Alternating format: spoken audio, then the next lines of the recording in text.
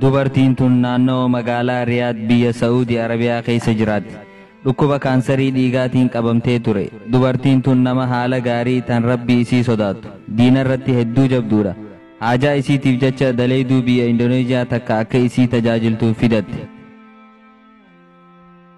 Guyyaa muraasa booda dubartiin tun intala daleeyduu tan biyya Indoneeziyaa isii mana fincaaniitti deddeebituu fi yeroo dheeraadhaaf mana fincaanii keessa turtu arkiteen.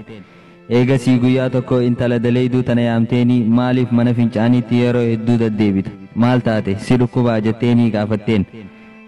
Yeroo kana intalti tun boo'itti seente. Dubartiin umriin isii gama dullumaa achi deemte tun ajaa'ibdeetuma maaliif boocha jetteen. Intalti Indoneeziyaa tunis booyaa akkana jetteen. Ani guyyaa 20 duraan ilma kiyya ta'e. Wayita biiroo Indoneeziyaa irraa natti bilbilanii gara hojii keetii deebii naan jaan ilma kiyya dhiiseetiin dhufe. Nuti maallaqa hin qabnu. Maallaqatti hedduu haajabna. Sababaan ani mana fincaanii keessa yeroo dheeraadhaaf taa'u harmi kiyya yerootti cobaasaniifiin mana fincaanii keessa turaa jetteen. Yeroo kana dullattiin tun deemtee mana tikeeta xayyaaraa irraa muran kan naannawa isii jiru dheeyxee tikeeta murteef. Akkasuma maallaqa waggaa 2 guututti isii fi maatii isiitiif ga'u baankii dheeyxee baastee intala daleeyduu tan biyya Indoneeziyaa tana yaamtee akkana jetteen. Kuni damooza keeti waggaa 2f likitti sigaa deemiti ilma kee harma hoosisiin. Eega ilmi kee waggaa 2 dabare booda gama kiyya koottuu jetteen. مثل الذين ينفقون أموالهم في سبيل الله كمثل حبة أنبتت 7 سنابل في كل سنبلة 100 حبة والله يضاعف لمن يشاء والله واسع عليم. Egasii lakkoofsa bilbila isii kannitee fi wanni si barbaachisu yoo jiraate naaf bilbili jetteeni gaggeessiteen. Eega daleeyduun tun gara biyya isiitti imalte booda guyyaan baallama isii kan kaansarii dhiigaa kan isiin hordoftu ga'e. Ita dhiiga isii irraa fuudhanii marammaran wanni ajaa'ibaa tokko uumame. Dhiiga isii keessatti dhukkuba tokko illee hin agarre. Doktarri kun ajaa'ibee mee irra deebi'aatii qoradhaa jeen.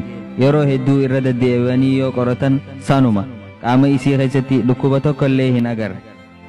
Doktarri kun dhukkubni dhiigaa kaansarii hamaa akka ta'e waan beekuuf dubbiin tun isa ajaa'ibsiifte. Kaansariin dhiigaa qaama isii keessa jiru parsantii duwwaadha. Yeroo kana dubartii tanaan maal fayyadamteeti kan fayyuu dandeesse jeen. Deebiin isii jecha Rasuulaa sallallahu alaihi wasallam daa'uu mardaakum bisadaqa. Akkasuma akkana jetteen namni rakkoo tokko namarraa fure Rabbiin addunyaa fi aakhiraatti rakkoo irraa fura. الذين ينفقون أموالهم في سبيل الله ثم لا يتبعون ما أنفقوا